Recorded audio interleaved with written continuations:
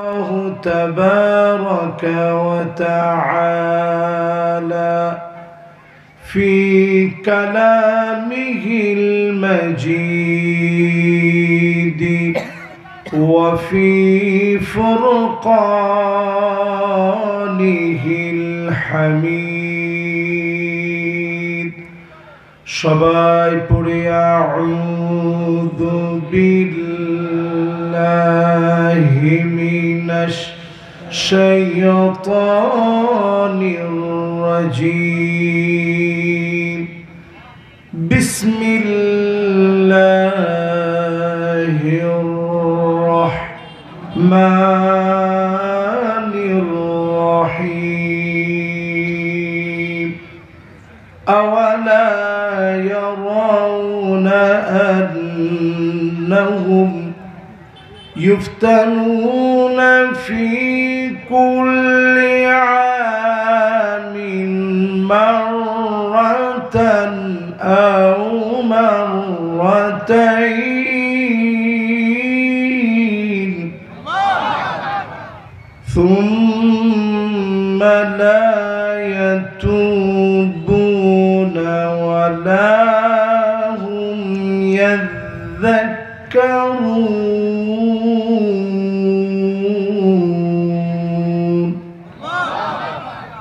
صدق الله العظيم وصدق رسوله النبي الكريم ونحن على ذلك لمن الشاهدين والشاكرين والحمد لله رب العالمين وقال تعالى في شان حبيبه مخبرا وآمرا إن الله وملائكته يصلون على النبي يا أيها الذين آمنوا صلوا عليه وسلموا تسليما اللهم صل على مولانا محمد وعلى آله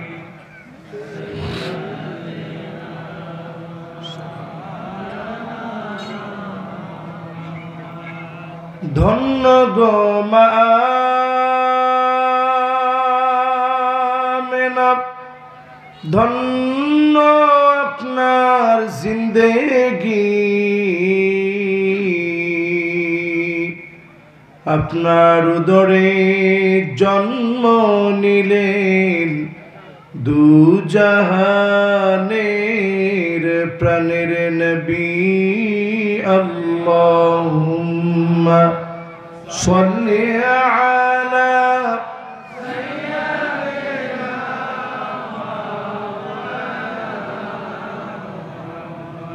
ওয়া আলা আলি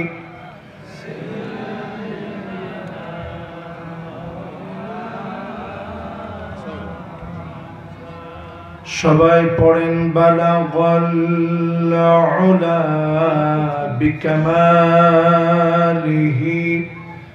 কাশাফাদ দুজা বিজামালিহি حسنت جميع خصاله صلوا عليه وآله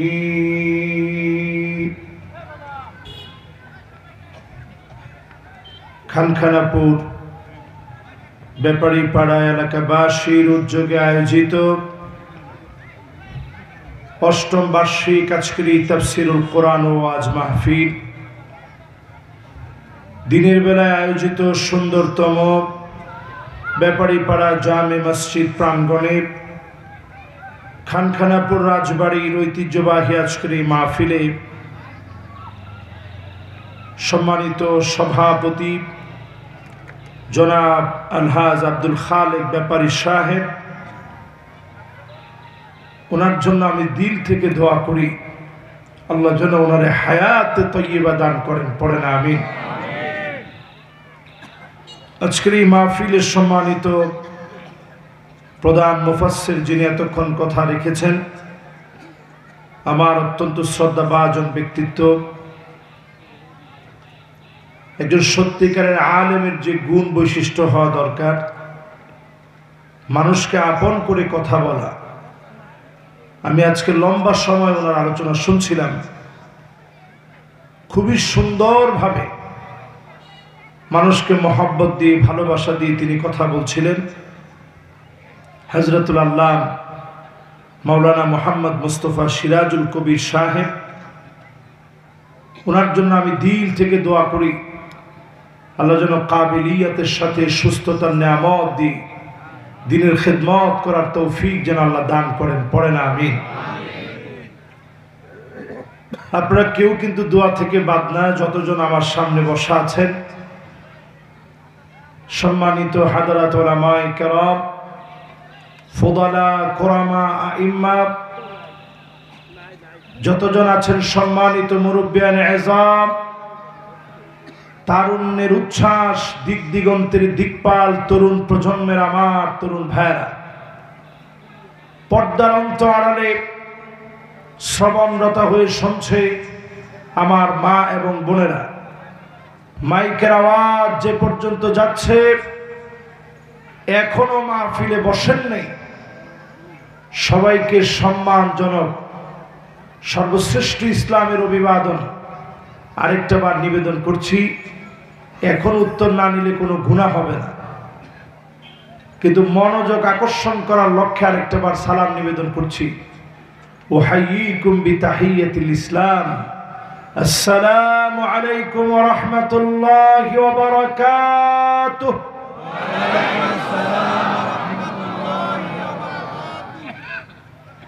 মহান মালিকের আলিশান দরবারে রজব মাসের একেবারে শেষ লগ্নে, রমজান মাসের পূর্বক্ষণে, আর একটু গেলেই রমজান। আলহামদুলিল্লাহ বলবেন না? সাহাবায়ে কেরাম 6 মাস খালি দোয়া করতেন, আইয়ুবাল্লিগাহুম রমাদান, আল্লাহ রমজান পর্যন্ত আপনি পৌঁছায় দিয়ে। গত রমজানে কতজন ছিল চলে গেছে, এই রমজান আমরা পাবো কিনা আমরা কেউ জানি না। হতে পারে এই রমজান আমার নসিবে নাও হতে পারে। এইরকম একটা মুবারক সময় আমরা বসছি, আল্লাহ আমাদেরকে সুযোগ দিছেন, জবান খুলে সকলে মিলে পড়েন আলহামদুলিল্লাহ। আপনারা খুশি না বেজার? এই মাহফিলে আসতেছি পরপর 4 বার। বাবারা কেউ কথা বলা যাবে না ইনশাল্লাহ। আজকে কিন্তু একটু লম্বা সময়ও আছে, দিল খুলে যেন আপনাদেরকে একটু বুঝাই যেতে পারি। আবার হায়াতে থাকে কিনা বলা তো যায় না। মনে মনে চিন্তা করবেন, হুজুর আপনার তো বয়স বেশি হয়নি, 1 সেকেন্ডের কোনো ভরসা কি আছে? 1 সেকেন্ডের কোনো ভরসা নেই। এই জন্য আজকে আল্লাহর প্রশংসার পরে নবীজির সঙ্গে হৃদয়ের টানে ভালোবাসায় সিক্ত হয়ে দিল থেকে মহাব্বত ভরা কণ্ঠে নবীজির নামে প্রশংসা করতে চাই। একবার দরুদ এবং সালাম পড়ে নবীজিকে ভালোবাসায় সিক্ত বানাতে চাই। সবাই দিল থেকে পড়ি মুহাম্মাদুর রাসূলুল্লাহ সাল্লাল্লাহু আলাইহি ওয়াসাল্লাম। সবাই পড়ছেন? না পড়লে আরেকটা বার পড়েন মুহাম্মাদুর রাসূলুল্লাহ সাল্লাল্লাহু আলাইহি ওয়াসাল্লাম। সবাই পড়ছেন? আর কোনো কথা নেই। এবার সরাসরি আমরা তাফসীরের দিকে প্রবেশ করব। আমরা তেলাওয়াত করেছি পবিত্র কালামে হাকিমের সূরা তাওবায়ের 126 নং আয়াতে কারিমা। একটু সবাই বলেন তো সূরা তাওবার কত নম্বর আয়াত? মাশাআল্লাহ, ব্যাপারী সাহেবের মুখস্থ হয়ে গেছে। এবার আপনারা বলেন কত আয়াত? গতবার কি আলোচনা করছিলাম মনে আছে আপনাদের?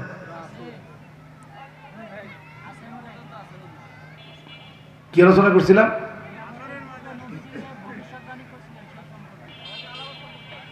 কয়টা? 6টা আলামত সম্পর্কে। আল্লাহু আকবার, আল্লাহু আকবার। দেখেন 6টা আলামতের অনেকটাই কিন্তু এখন বাস্তব হয়ে গেছে।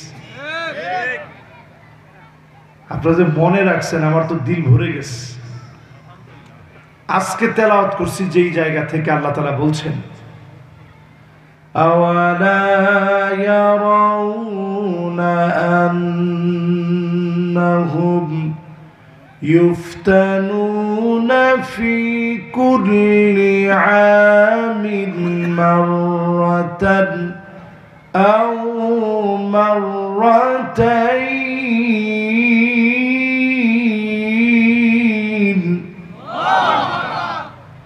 ثم لا يتوبون ولا هم يذكرون।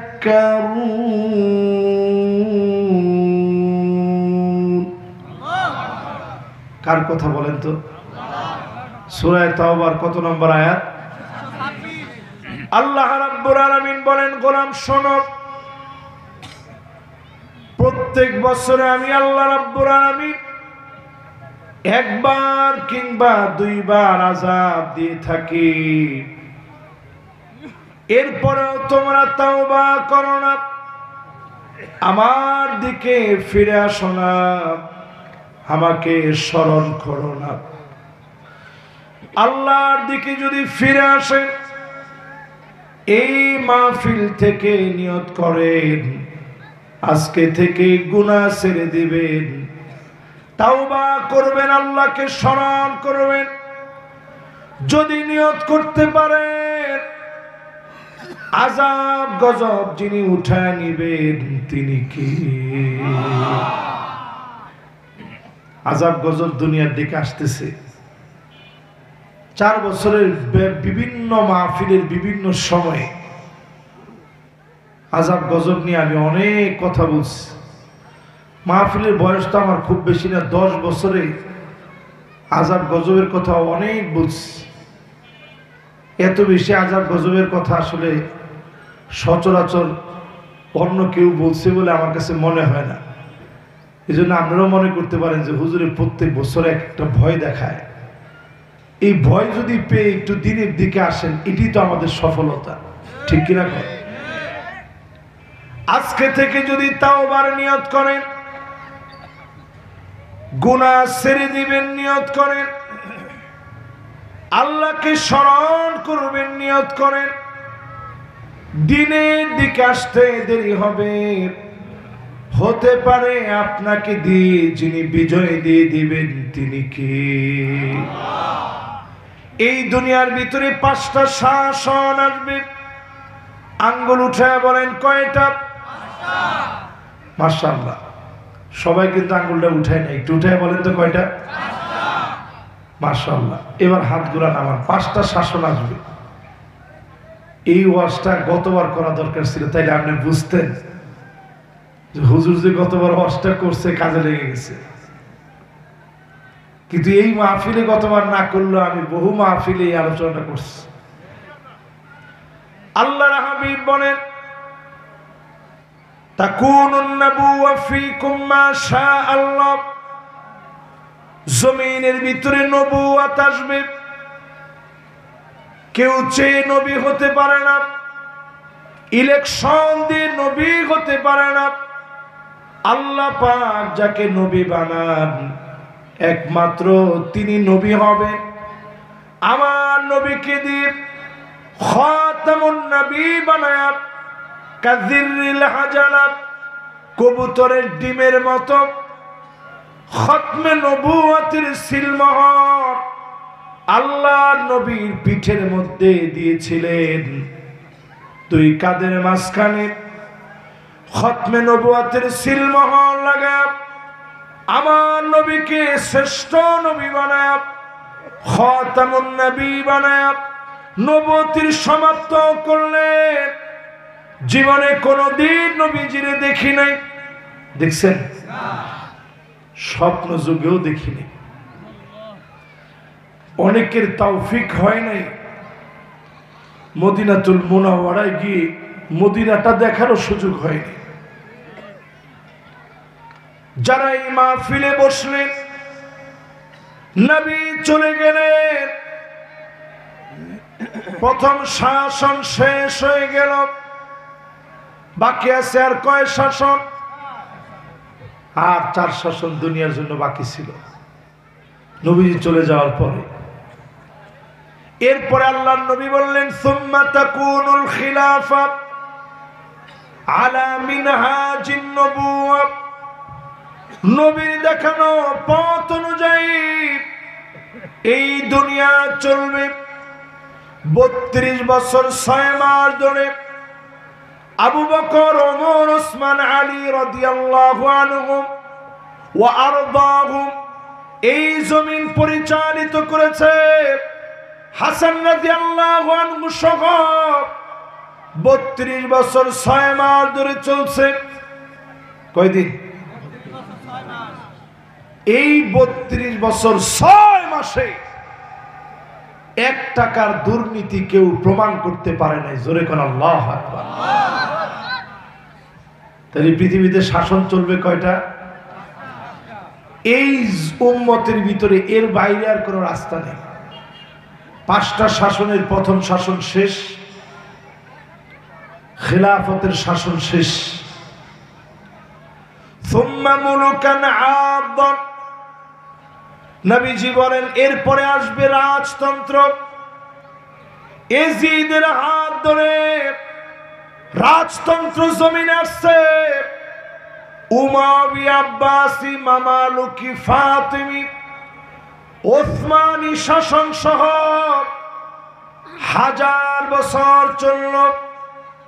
সারা দুনিয়া মুসলমান শাসন করেছে। 1000 বছরের ইতিহাস দেখেন, মুসলমান শাসন করেছে। এর মধ্যে এমন শাসক ছিল হাজরে আসওয়াদের ভিতরে আক্রমণ চালিয়েছে, ভেঙে টুকরা টুকরা করে দিয়েছে।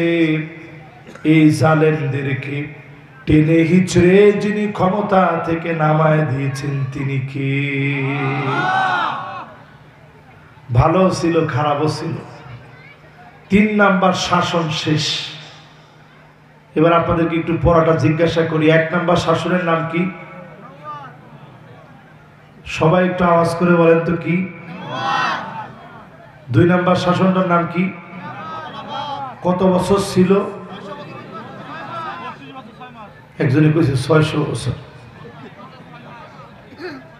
600 বছর যদি খেলাফত থাকতো, সারা দুনিয়ার ভিতরে কালেমা ছাড়া একটা লোকও থাকতো না। জোরে করে আল্লাহু আকবার। আপনি আছেন কোথায়? শুধু মুসলমান চিঠি লিখছে আসলিম তাসলাম, ইসলাম গ্রহণ করো শান্তি পাবা। এই এক চিঠির ওজনে রোমক সম্রাটের পায়ের নিচের মাটি থরথর করে কেঁপেছে। জোরে করে আল্লাহু আকবার। আমরা সেই জাতি। আজকে আমাদেরকে 2 মিনিটে শেষ করে ফেলবে এই হুমকি দেয়। আরে মুসলমান, বড় আফসোস, আমরা নামাজি হইতে পারলাম। মুসলমান নামাজ থেকে দূরে থাকার তো আর সুযোগ নেই। কেমনে নামাজ ছেড়ে দেন? এই জমিনে রাজতন্ত্র চলবে। এরপরে আল্লাহর হাবিব বলেন সুম্মা মুলুকান জাবারিয়া সৈরা শাসকেরা আসবে, আলেমদেরকে মারবে, কাটবে, জুলুম অত্যাচার নির্যাতন করবে। ওই জালেমদেরকে টেনে হিচড়ে যিনি নামায় দিবেন তিনি কে? তাহলে একটু মিলায় দেখেন তো, আসলে মিলেনি। 1400 বছর আগে নবীজি বলে গেছেন, 1450 বছর আগে। এই হাদিসটা কি মিলতেছে? সুম্মা ইয়ারফাউহা আল্লাহ। আমার সাথে প্রিন্সিপাল হুজুর বসা আছে। ইয়ারফাউহা আল্লাহ মানে টেনে নামায় দিবে আল্লাহ। যেদিন আল্লাহ টেনে নামায় দিবে, রান্না করা ভাত থাকবে, খেয়ে যাওয়ার সুযোগ হবে না। সেদিন এমন অবস্থা হবে, টেনে হিচড়ে নামায় দেওয়া হবে, পালাবার জায়গা জালেমরা খুঁজে পাবে না।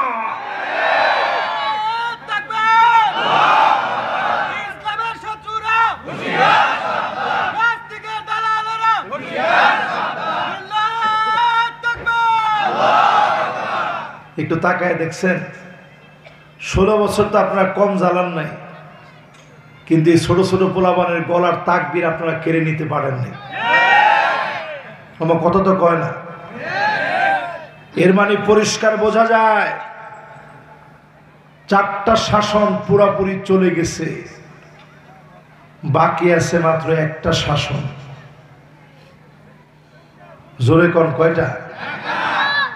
যুবকদের শরীর একটু গরম হয়েছে না? একটা শাসন বাকি আছে। তোমরা সেই শাসনের সবচেয়ে বড় কাঙ্ক্ষিত কাণ্ডারি তোমরা। আল্লাহর হাবিব বলেন সুম্মা তাকুন, এরপরে আবার আসবে খিলাফাতান আলা মিনহাজি নবুওয়াতি, নবীর দেখানো পথ অনুযায়ী চলবে।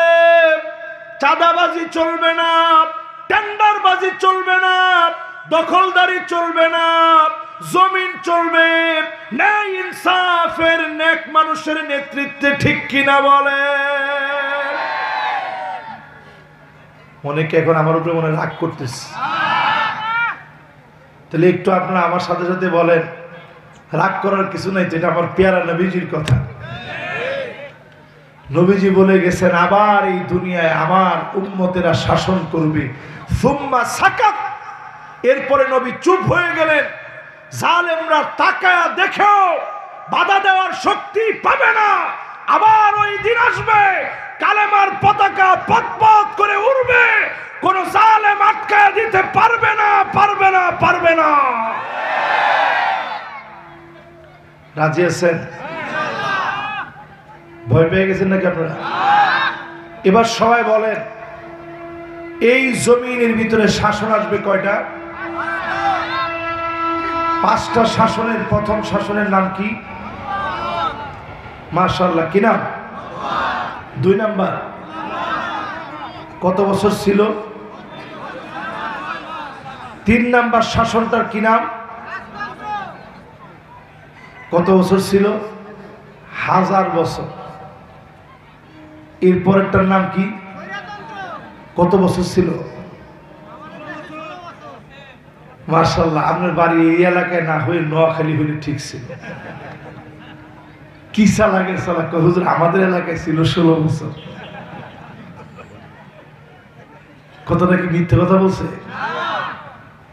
একেবারে ঠিকঠাক যা উত্তর দেওয়া দরকার ছিল সে উত্তরটা দিচ্ছে। এরপরে 5 নাম্বার কি দিয়ে রাষ্ট্র চলবে? আজকে খানখানাপুরে পরিষ্কার ভাবে বলি, আমি সবসময় বিষয়গুলো বারবার আপনাদেরকে সতর্ক করি।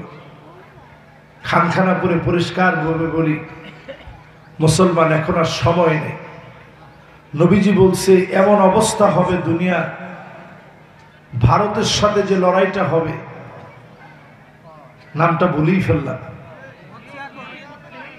যে লড়াইটা হবে মুসলমানদের, টাকনু পর্যন্ত শুধু রক্ত পৌঁছায় যাবে।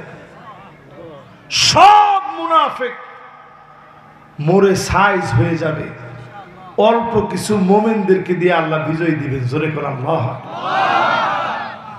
আমরা তো সেই সে জাতি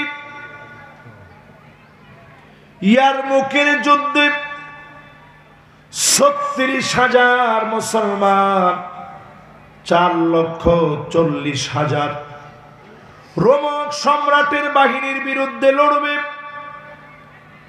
মুসলমান চিঠি দিয়েছে আসলিম তাসলাম, খালিদ বিন ওয়ালিদের নেতৃত্বে মুসলমানরা যাবে, লড়াই করবে। রোমক সম্রাট চিঠি পাওয়া মাত্র পায়ের নিচে মাটি নাই, উল্টা চিঠি লিখছে চীনের সম্রাটের কাছে, ভাই মুসলমান আসতেছে ৩৬,০০০, তারা কত? ৪,৪০,০০০। আপনারা তো ব্যাপারী পাড়ার লোকজন, হিসাব নিকাশে পুরা পাকা, বলেন তো আমাদের চাইতে বেশি কত? বাদ বাকি লোকেরা ব্যবসা বাণিজ্য করেন কেমনে? সবাই মিলে একটু বলেন তো দেখি কত বেশি। এবার ক্যালকুলেটর চাপ দেন, 11 গুণ তারা আমাদের চাইতে বেশি।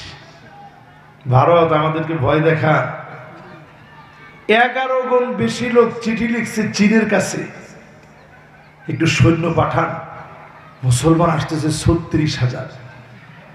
চীনের সম্রাট উল্টা চিঠি লিখছে, ইন্না কওমান লাউ আরাদু ইয়াখলাল জাবাল লাখলাউ,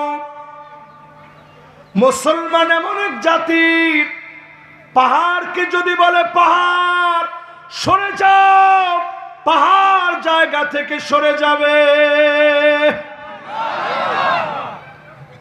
এই চিঠি লেখার পরে রোমক সম্রাটের সাহস বাড়ছে না কমছে? কি পরিমাণ কমছে, এমনি ভয় পাচ্ছিল। এর মধ্যে যখন লিখছে মুসলমান যদি বলে পাহাড় জায়গা থেকে সর, পাহাড় জায়গা থেকে সরে যাবে। জোরে করে আল্লাহু আকবার। সেই মুসলমানদেরকে আল্লাহ একটা সুন্দর দিন দিয়েছেন। এই দিন যদি কাজে না লাগান,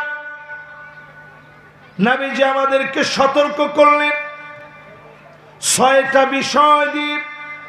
গতবার বলে গেছি ৬টা, এবার আরো নতুন ৬টা শুনে। রাজি আছেন? যুবকরা কি কর, রাজি আছেন?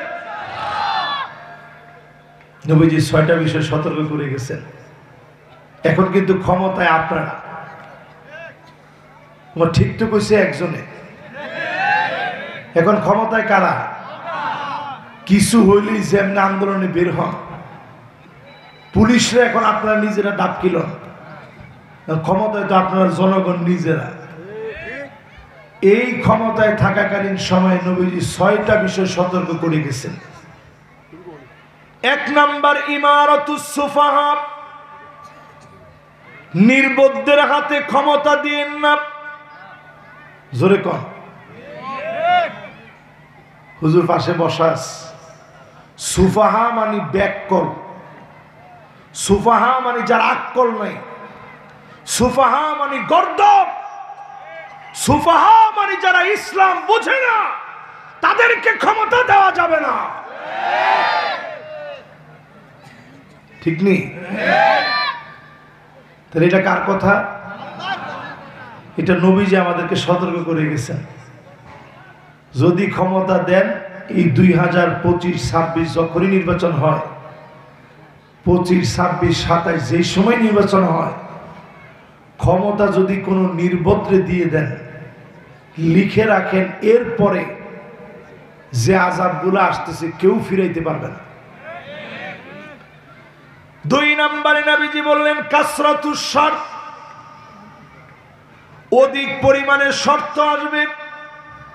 16 বছরে রাজাকার বলে বলে আলেমদেরকে যেইভাবে নির্যাতন করা হয়েছে, আবার ওই রকম নির্যাতন নেমে আসবে। ঠিক কিনা বলে? নবীজির হাদিসের মধ্যে নবী বোঝাই গেছে। এরপরে 3 নম্বরে নবীজি বলেন বিয়াউল হক, টাকার বিনিময়ে বিচার বিক্রি হবে। হয়েছে কিনা? আল্লাহ নবীর কথা কিরকম দামি। 16টা বছর কাজই ছিল শুধু টাকার বিনিময়ে বিচার বিক্রি হওয়া। যেই লোক খানখানা পরে আসেই নেই, ওই লোকের নামে 10টা 15টা 20টা মামলা হয়ে গেছে। এই যে আপনি আর কেউর কথা না ধরেন, বাবর সাহেবের 16টা বছর জীবনের চলে গেছে। এবার একটু চিন্তা করেন তো দেখি, এই 16টা বছর এখন তাকে যখন বেকসুর খালাস করা হয়েছে, এই 16টা বছরে ওনার কত কোটি টাকা লস হয়েছে একটু হিসাব করেন। এই যে লসটা হয়েছে, এই দায়ভার রাষ্ট্রপক্ষের দেওয়া লাগবে, এই দায়ভার জালেমদেরকে নেওয়া লাগবে, ঠিক কিনা বলে? এবার আপনারা যদি আরেকটু আগায় যান, আল্লামা দেলওয়ার হোসেন সাইদি রহমতুল্লাহ আলাইহি 13টা বছর চলে গেল অন্ধকার প্রকোষ্ঠের ভিতরে। এই 13টা বছরে কত মানুষ দিনের দিকে আসতো। উনি শেষ একটা হাসি দিয়ে বুঝাই দিয়ে গেলেন, জালেমরা তোরা মাজলুমের হাসি কেড়ে নিতে পারিস নাই, মাজলুমরা বিজয়ী হয়েছে, জালেমরা পরাজিত হয়েছে, ঠিক কিনা বলে? তাহলে বলতেছিলাম, যখনই আপনি দেখবেন টাকার বিনিময়ে বিচার চলে, মানিক কাদের মতো লোকরা বিচারপতি হয়, তখন আপনি বুঝবেন একটার পর একটা আযাব আসার সময় চলে আসছে, ঠিক কিনা বলে? এরপরে আযাব আসবে। আল্লাহর হাবিব বলেন ইস্তিগফাফাম বিদ্দাম, রক্ত প্রবাহিত হবে চারদিকে, জেনোসাইড শুরু হবে, গৃহযুদ্ধ শুরু হয়ে যাবে। আমার দেশকে যদি বাঁচাতে চান, গৃহযুদ্ধ যদি লাগাইতে না চান, সবাই অনুরোধ করে বলি, জমিনে ন্যায় বিচার প্রতিষ্ঠা করেন। আর যদি ন্যায় বিচার প্রতিষ্ঠা না হয়, গৃহযুদ্ধ লেগে যাবে। 1450 বছর আগে আল্লাহর নবী জানায় গেলেন, আমরা খুব ভয়ের ভিতরে আছি, কখন না জানি গৃহযুদ্ধ শুরু হয়ে যায়, আমাদের দেশের মানুষের সম্প্রীতি না জানি নষ্ট হয়ে যায়। এরপরে 5 নম্বরে নবীজি জানায় দিলেন কতিয়াতুর রহিম, আত্মীয়তার সম্পর্ক ছিন্ন হয়ে যাবে, ভাই ভাইরে চিনবে না, রাজনীতির কারণে মানুষ এত অন্ধ হয়ে যাবে। এখনই তো আমরা সেরকম হয়ে গেছি, ঠিক কিনা?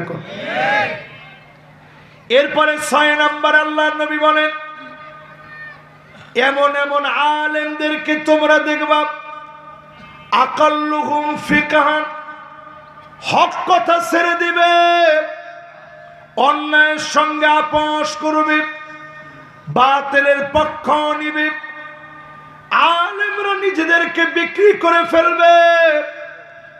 এই বাংলাদেশে আলেমরা যদি হক কথা না বলে, জমিনের লোকগুলা ধ্বংসের দিকে চলে যাবে, অন্যায়ের দিকে চলে যাবে। কিন্তু যদি জালেমরা ক্ষমতায় চলে আসে, আবার যদি তারা ফিরে আসে, আবার যদি আপনারা ভুল করে ফেলেন, এমন অবস্থা হবে গাছে গাছে আলেম লটকায় রাখবে, হক্কানি কোন আলেমদেরকে তারা ছাড়বে না। এই কথা বলার পরে আপনাদেরকে শোনাই কি কি আযাব সামনের দিনে আসতেছে, শুনবেন না? কষ্ট হচ্ছে? মাশাআল্লাহ, সুন্দর একটা মনোযোগ হয়েছে আপনাদের। এই মনোযোগ নিয়ে এবার শোনেন 2025-এ আল্লাহ তাআলা কেমন পরীক্ষা নিতে পারেন। অলরেডি লস অ্যাঞ্জেলেসে শুরু হয়ে গেছে, দেখছেন? কেন শুরু হয়েছে জানেন? বাইতুল মুকাদ্দাসে তারা জ্বালায় পোড়ায় ছারখার করে দিচ্ছে। আমার ফিলিস্তিনের মুসলমানরা এতটা নির্যাতিত, এত বেশি নির্যাতনের শিকার হয়েছে, ফিলিস্তিনের মুসলমানেরা খাবার নাই, ঘাস খাইতেছে মুসলমানের বাচ্চা, ছোট ছোট মুসলমানের বাচ্চা। আমাদের বাচ্চাদেরকে আমরা কত রকমের খাবার খাওয়াই, আর তাদেরকে ঘাস খাওয়াচ্ছে। মুসলমানের ঘরের ভিতরে খাবার নাই। এই প্রচন্ড শীতের ভিতরে বৃষ্টি হচ্ছে, ঠান্ডার ভিতরে খুঁটি গুলা ধরে ধরে বাচ্চাগুলা কাঁদতেছে। মুসলমানের বাচ্চাদের ঘরের ভিতরে কোনো খাবার নাই, মাথার উপরে ছাদ নাই। 2 কোটি মুসলমান সারা দুনিয়ার ভিতরে মার খাচ্ছে। 20 কোটি মুসলমানের মাথার উপরে ছাদ নাই। এই অবস্থায় যদি আপনি এক ওয়াক্ত নামাজ ছেড়ে দেন, যিনি আপনাকে আযাব গজব দিয়ে পাকড়াও করবেন তিনি কে? আগে ধরছে লস অ্যাঞ্জেলেসে। হলিউড আপনাদের টার্গেটের জায়গা, সবার স্বপ্নের জায়গা। সবাই চিন্তা করেন যদি একটু লস অ্যাঞ্জেলেসে যেতে পারতাম, হলিউডে যদি কিছু একটা করতে পারতাম।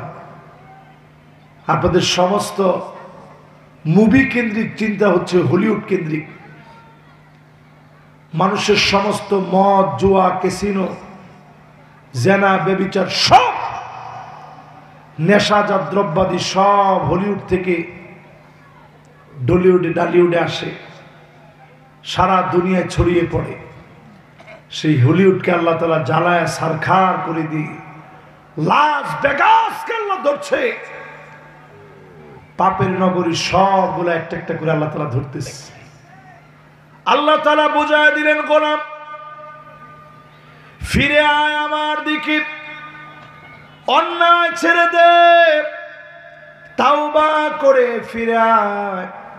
আজকে যদি তাওবা করেন, যিনি গুনাহগুলো মাফ করে কবুল করে নেবেন তিনি কে? কয়টা অন্যায়ের কারণে আল্লাহ ধরেন? ইদা তুখিজাল ফাইউদ ওয়ালা, রাষ্ট্রীয় সম্পদ বক্ষণ করলে আল্লাহ ছাড় দেন না, ধরে ফেলেন। আমার দেশে তাকায় দেখেন, কোটি কোটি টাকা যারা নিয়ে পালায় গেল, আপনি বুঝে নেন যিনি ধরবেন পাকড়াও করবেন অলরেডি করে ফেলেছেন তিনি কে? ওয়াল আমানাতু মাগনামা। 2 নম্বরে নবীজি বলেন আমানতের খেয়ানত হবে। এখন আমানতদারি আসেনি, মানুষের ভিতরে কোনো আমানতদারি নেই। বেশি দিন দূরে যাওয়া লাগবে না, 50 বছর আগের কথা বলেন। আরে 50 বছরকে আমরা আমাদের ছোটবেলার কথা বলি। ওই সময় মানুষ সিন্দুকের ভিতরে টাকা রাখত, ঠিক না? একজন আরেকজনের কাছে এসে বলতো যে টাকাটা একটু রাখেন, আমার বাড়িতে তো সিন্দুক নাই। এই সিন্দুকের ভিতরে সুন্দর করে ভাঁজ করে টাকাটা রেখে দিত। যেমনি দিছেন হুবহু আবার 2 মাস 3 মাস পরে আপনি গিয়ে যখন বলতেন চাচা টাকাটা দেন, সুন্দর করে টাকাটা ফিরিয়ে দিত। আর এখনকার জমানায় যদি কাউরে টাকা দেন, ধার দিলেই সে আপনার সামনে পড়ে না, ঠিক কিনা কম? এখন কেউ ঠিক করো না, জোরে জোরে কম, ঠিক নেই। এরপরে দেখবেন ওয়াজ-যাকাতু মাগরামা। 3 নম্বরে যাকাতকে মানুষ অভিশাপ মনে করবে। জোরে কোন, কি মনে করবে? টাকা আসতেছে কি খুশি, হুজুর দোয়া করেন, ব্যবসায় আল্লাহ এত বরকত দিছে। কিন্তু যখন যাকাত দেওয়া লাগবে, আরে দিব, অসুবিধা নেই, থোক বরাদ্দ দেয়। থোক বরাদ্দ বুঝেন? কোন রকম নামকা আসতে যাকাতের শাড়ি, যাকাতের লুঙ্গি নামে কোন রকম একটা যাকাত দিয়া আল্লাহরে বুঝায় যে আল্লাহ দিছি। তো জনগণরেও বুঝায় যে আমি বিশাল দানবী, এরকম যাকাত যারা দিচ্ছে এই দানবীরদের জন্য জমিনের ভিতরে আযাব আসতেছে, ঠিক কিনা বলে? এরপরে ৪ নম্বরে তুউল্লিমাল ইলমু লিগাইরিদ দ্বীন, আলেম হবে শুধুমাত্র লোকেরা আলেম বলবে, খতিব বলবে, বড় বক্তা বলবে, বড় মুফাসসির বলবে। এই জন্য যারা আলেম হবে এমন আলেমদের জন্য জমিনে যিনি আযাব দিবেন তিনি কি? ৬০টা গেছে। হাদিসের এই অংশটা যখন বলি তখন কলিজাটার ভিতরে একটা কাঁপ দিয়ে ওঠে, এটা কম্পন সৃষ্টি হয়। এই যে হাজী সাহেবের মতো একজন মুরব্বী মানুষ, উনি ফুল দিয়ে সুন্দর করে রিসিভ করে নিয়ে আসছে, মসজিদের ভিতরে বসাইছেন, নতুন একটা তয়লা কিনে রাখছে, হুজুর এটা দিয়ে বসবে। কত রকমের ফল আপনারা রেডি করে রাখছেন, হুজুর একটু খাবে।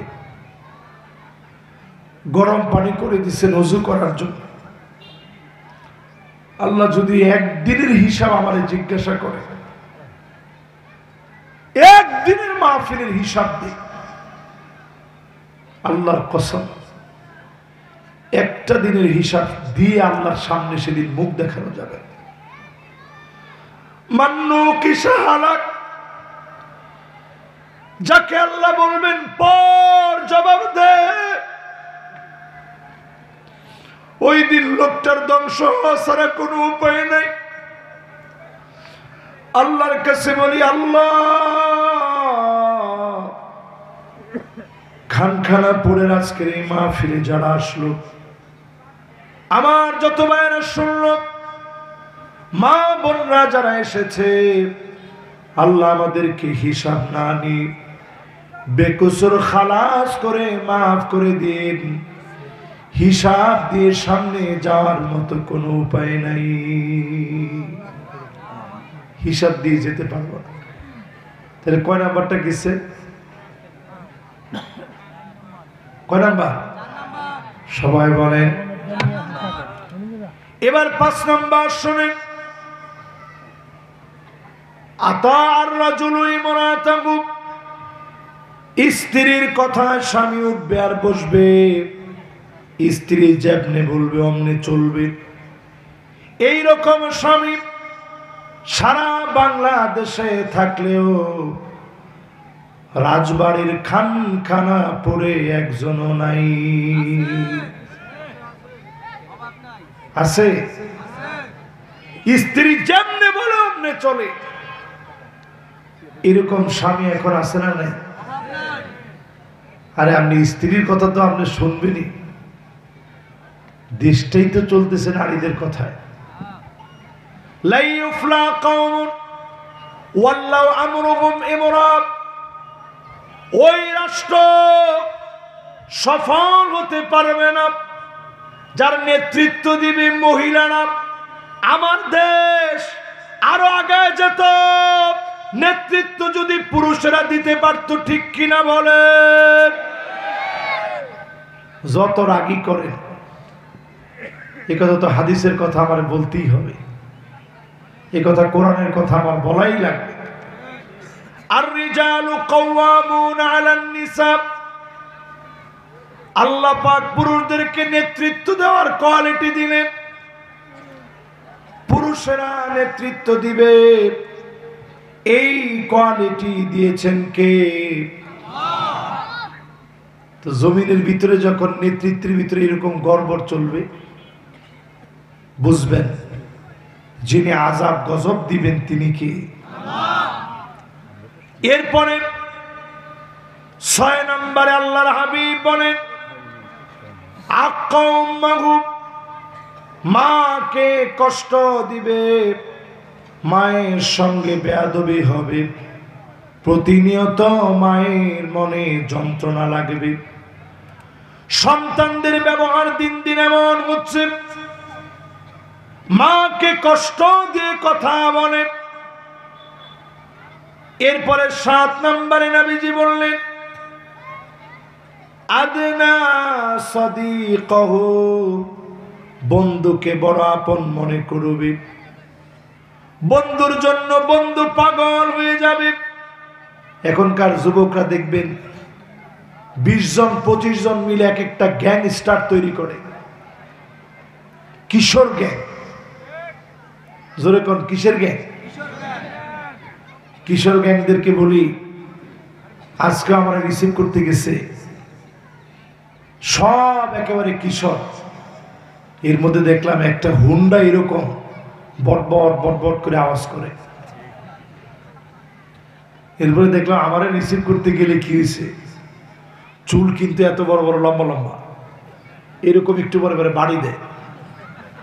হুন্ডা বসে বসে যে স্টাইলে বাড়িটা দিতেছে, তা আমি তাকায় তাকায় দেখতেছি আর চিন্তা করতেছি, হাই রে, বয়সটা 12 বছর হবে, 12-13 বছরের পোলাপা। এই বয়সে কারো কথা তো মানতে মনে চায় না, ঠিক না? মাত্র বালেগ হইছে, কারণ এখনকার মোবাইলের যে যুগ, বালেগ হইতে তো আর বেশি সময় লাগে না। এইরকম ছেলে পেলে এখন চুল বাড়ি দিয়ে মুরব্বীদের সামনে চলে। মুরব্বীদেরকে সম্মান বলতে তো কিছুই নাই। নতুন করে আবার ট্রেন্ডিং শুরু হওয়ার পর থেকে মুরব্বী, এরপর থেকে তো মুরব্বীদেরকে দেখলেই ছেলে পেলে মুরব্বী করে পিছন থেকে ডাক দেয়। আজকে থেকে মাহফিল থেকে এটা বাদ দেন, চরম বেয়াদবি। আপনি মনে করেন হাসি দিয়ে বললেন আর কি। নবীজি বলতেছে, মাল্লাম ইয়ারহাম সাগীরানা ওয়ালাম ইউআক্কিল কাবীরানা ফালাইসা মিন্না। ছোটদেরকে যে আদর করবে না, বড়দেরকে যে সম্মান করবে না, সে সব হতে পারে, নবীজির সত্যিকারের উম্মত হতে পারে না। ঠিক নেই? এই জন্য যারা বসছেন এই মাহফিলে, সবাই নিয়ত করেন মুরব্বীদেরকে সম্মান করবেন, ছোটদেরকে আদর করবেন। পারবেন তো ইনশাআল্লাহ?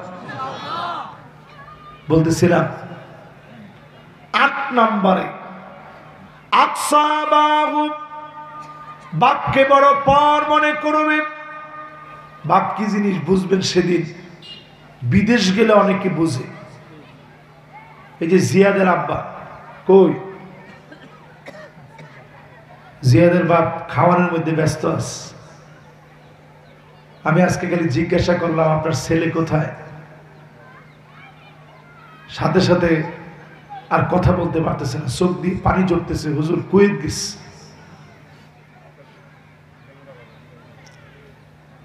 এই যে গত মাহফিলে ছিল নাসির নানা, আজকেও মালয়েশিয়া থেকে কথা বলছে, ফুফায় ফুফায় কাঁদতেছে, হুজুর মাহফিলটাই নাই। দেশের মানুষের কথা বড় মনে পড়তেছে। সেই দিন আপনি বুঝবেন যেদিন বাপ থাকবে না,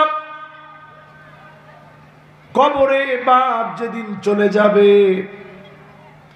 আপনার হাতে যেদিন বাপরে আপনি মাটি দিবেন, কবরের মাটির মধ্যে শোয়া দিবেন, সেই দিন আপনি বুঝবেন বাপ কত বড় সম্পদ ছিল। বাপের পাশে গিয়ে বসেন, বৃদ্ধ হয়ে গেছে, কথা বলেন, এক কথা বাপ বারবার বলে, আপনি বারবার উত্তর দেন। বাবার কাছে বসে বসে মাথায় হাত বোলায় দেন, বাবার শরীরটা একটু মেসেজ করে দেন, মাথাটা একটু টিপে দেন, বাবার কি খেতে মনে চায় একটু প্রশ্ন করে। কতদিন বাপ আপনার এরকম প্রশ্ন করেছে, বাজান তোর জন্য কি আনবো? কয়দিন আপনি প্রশ্ন করলেন, কয়দিন আপনি জিজ্ঞাসা করেছেন আব্বা কি আনবো আপনার জন্য? বাপরে যদি সম্মান করতে পারেন, নিশ্চিত আপনি লিখে রাখেন, যিনি আপনাকে অল্প ইনকামে বরকত দিয়ে দিবেন তিনি কে?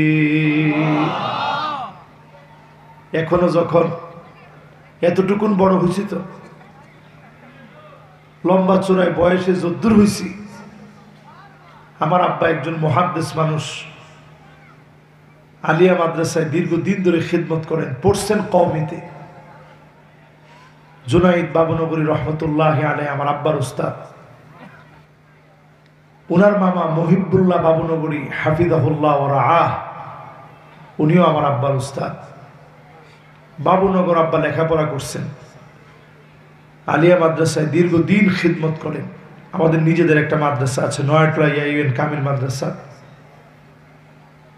সকালবেলায় ঘন্টা 8টায় মাদ্রাসায় যেতে হবে, ফজরের নামাজ পড়ে ঘুমের কোনো সুযোগ নেই।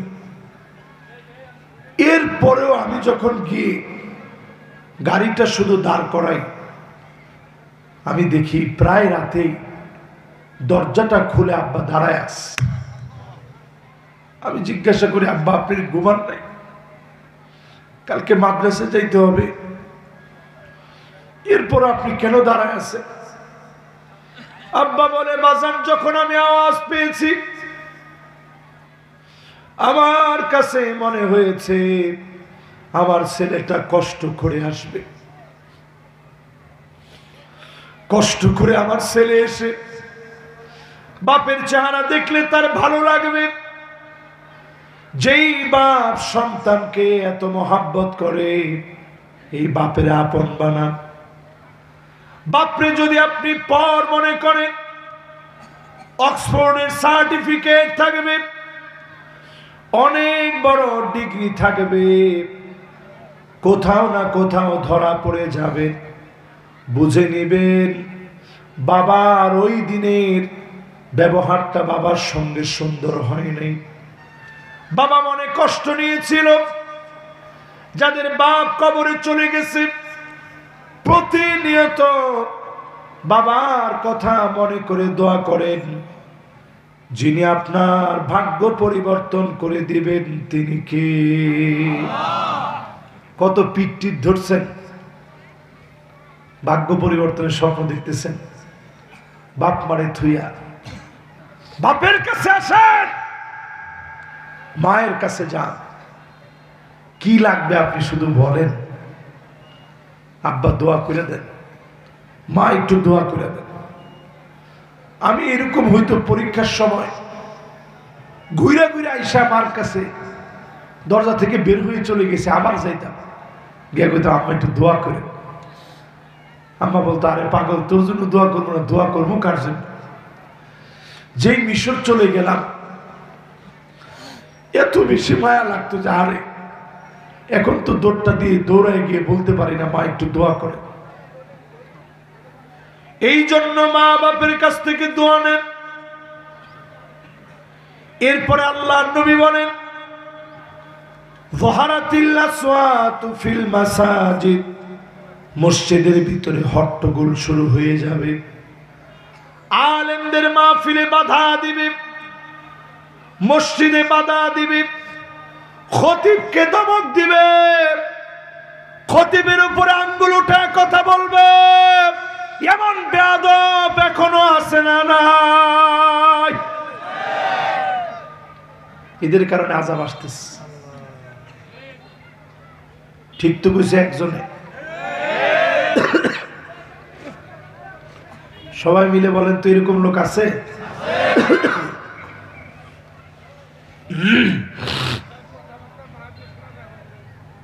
ও আশেপাশের কথাবার্তা মাহফিলে শোনা যাচ্ছে।